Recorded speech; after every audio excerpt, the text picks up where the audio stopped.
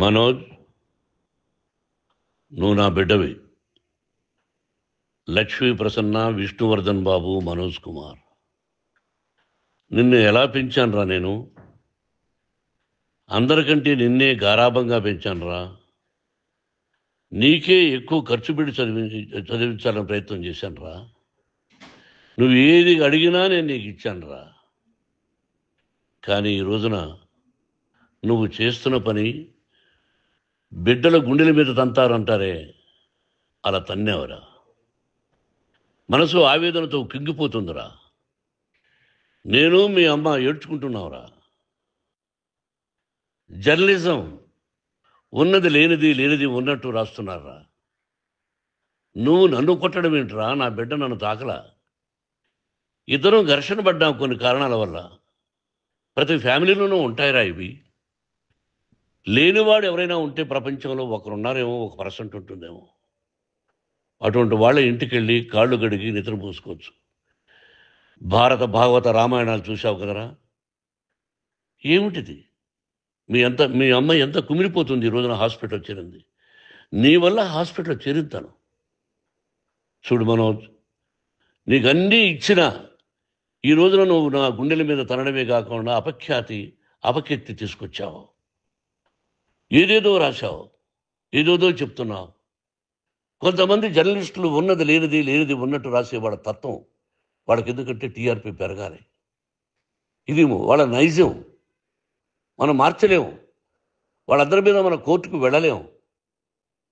Walk స్వాతంత్రం అంటారు, ప్రజాస్వామ్యం అంటారు. ప్రజాస్వామ్యంలో కూడా కొన్ని హద్దులు ఉన్నాయి. ఇది నీకు తెలుసు అనుకున్నా. ఎంత మంచి నటుడివి నువ్వు. నీ భార్య మాటలు విని తాగుడుకు అలవాటు పడిపోయావు. వింటున్నావా మనోజ్? ఎవరిని నమ్మాలో ఎవరిని నమ్మకూడదో పరిస్థితి తీసుకొచ్చావు. విద్యాలయాలు ఎంత గొప్పవిరా. మనం 25% కులమతాలకు అతీతంగా ఫ్రీ ఎడ్యుకేషన్ ఇస్తున్నాంరా. క్యాస్ట్ అనేది తీసేశానురా 92లో ప్రాస్పెక్ట్స్లో. నువ్వు చదువుకున్నావురా. అక్కడ చదువుకున్న బిడ్డలు IAS, IPS అయ్యారా. ఎంతోమంది గొప్పవాళ్ళు అయ్యారా. నువ్వు నటుడుగా ఎంతో గొప్పవాడివి. తాగుడికి అలవాడబడి నువ్వు నీ భార్య ఇంట్లో బిహేవ్ చేస్తున్న విధానం ఆ భగవంతుడు సర్వేశ్వరుడు తెలుసు. భగవంతుడు చూస్తున్నాడు రా. నేను తప్పు చేసినా, నువ్వు తప్పు చేసినా, ఎవరు తప్పు చేసినా. ఎంత అవకాశం ఇచ్చావు మాట్లాడుకునేదానికి అందరికీ. ఇన్ని సంవత్సరాల్లో మన విద్యాలయాల్లో ఒక్క తల్లి కానీ ఒక తండ్రి కానీ ఏమైనా చెప్పారా? ఆ బిడ్డలు మన బిడ్డలు రా. మీరెంతో నాకు అక్కడ ఉన్నవాడు కూడా నా కూతుర్లు, నా కుమారులు.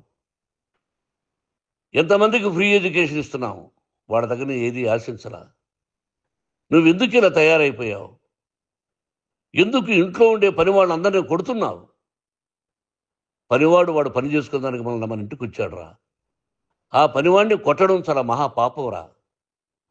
నేను వేరురా. నేను దండించడం వేరురా. నేనెవరిని ఆ చిన్న వాళ్ళని కొట్టి ఇచ్చేసి చేయలేదురా.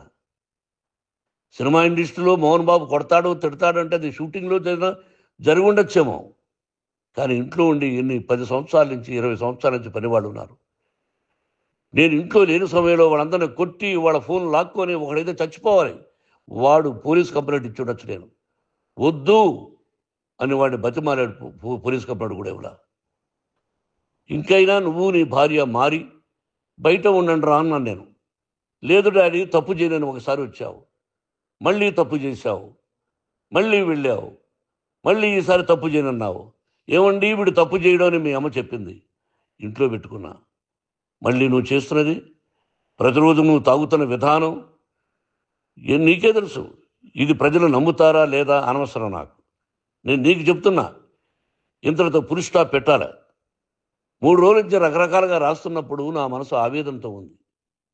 మళ్ళీ చెప్తున్నా, Mohan Babu university is greater than temples. Greater than temples. బిడ్డలను కాలేజీలో చేర్చుకునే ముందు చెప్తారు, అన్నయ్య ఎంత ఉంది యూనివర్సిటీ రూల్స్, ఇది మా పద్ధతి, మీకు ఇష్టమైతే చేర్చండి. గవర్నమెంట్ ఏమి ఇస్తుందో ఇంత పర్సంటేజీ వాళ్ళకు కూడా మీ దగ్గర ఎందుకు డబ్బు తీసుకుంటున్నామంటే దానికి అర్థం పరమార్థం చెప్పాము. దొంగతనంగా తీసుకోలేదు. ప్రతిదానికి చెక్కులు ఉన్నాయి, అది అకౌంట్ ఉంది. దానిలో తప్పులు జరిగితే డిపార్ట్మెంట్ ఉంది. కాలేజీలో ఇంకేమైనా తప్పు జరిగితే గవర్నమెంట్ ఉంది. ఇవన్నీ నీకు తెలుసు. ఈ రోజున ప్రపంచంలోనే నెంబర్ 1గా చేయాలని మీ అన్న కష్టపడి ఇతర దేశాల్లో నెంబర్ 1 యూనివర్సిటీ టైఅప్ చేశాడు. ఈ రోజు నువ్వు చేసిన విధానం ఏమిటి?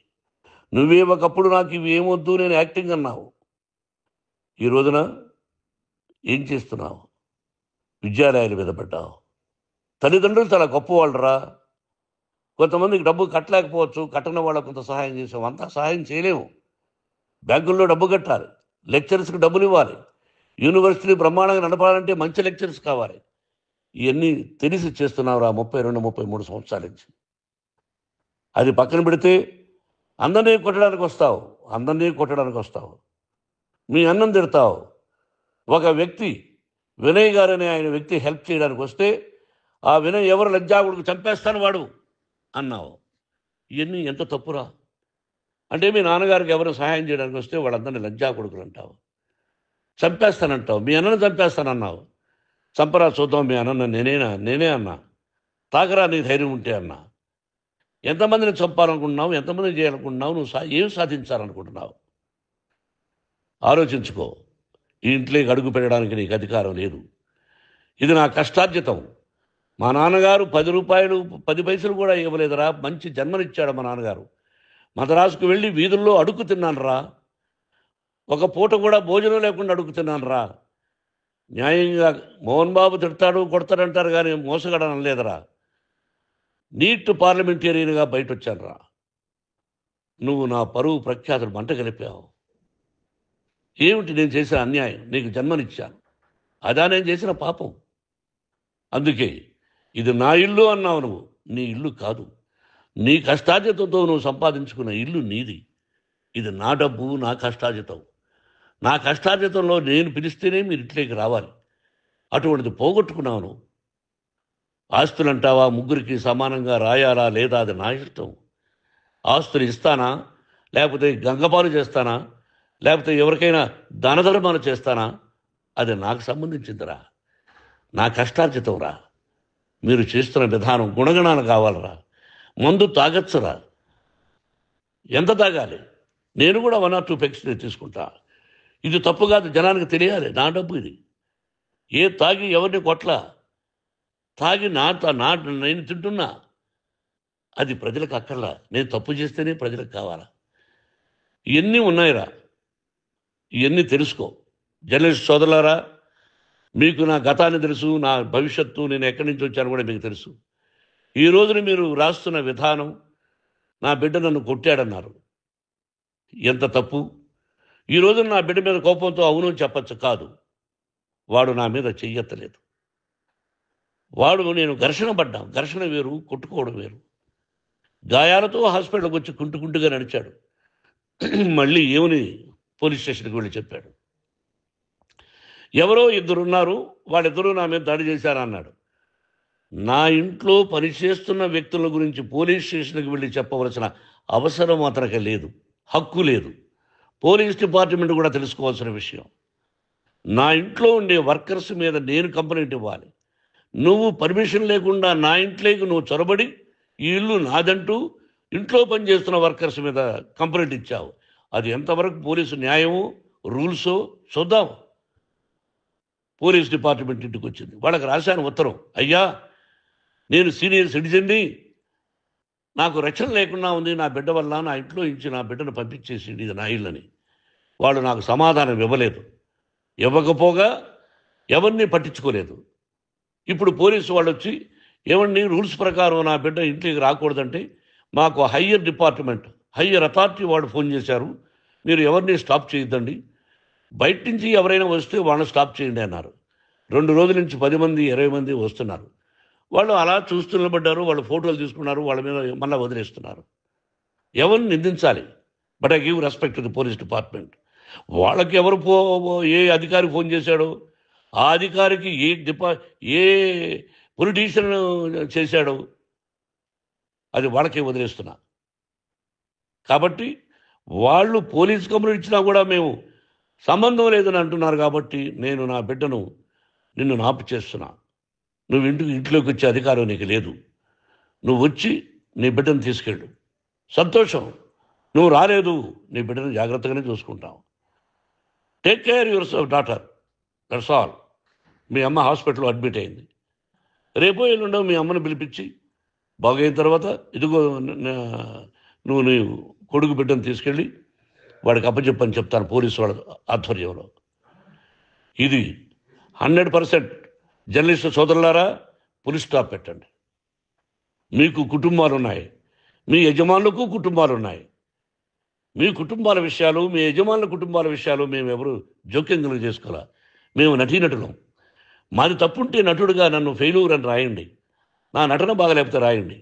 బట్ ఇంటి లోపల సందులో నుంచి చూస్తూ తప్పు చేస్తున్నామని ఉన్నది లేనిది ఉన్నట్టు రాయకండి. మీకు నా హృదయపూర్వక నమస్కారాలు. ఇన్ని రోజులు హృదయపూర్వకంగా ఎంకరేజ్మెంట్ చేశారు. ఆ ఎంకరేజ్మెంట్కు నమస్కారం చేసుకుంటూ I love you all. I love you police department. మీరు న్యాయంగా ధర్మంగా నడుచుకోండి, ఎవరికి తొత్తుల్లాగా ఉండద్దండి అని మనవి చేసుకుంటూ నేను సెలవు తీసుకుంటాను. Thank you very much for all the journalist. ఇక్కడ పులి స్టాప్ పెట్టండి. Thank you very much.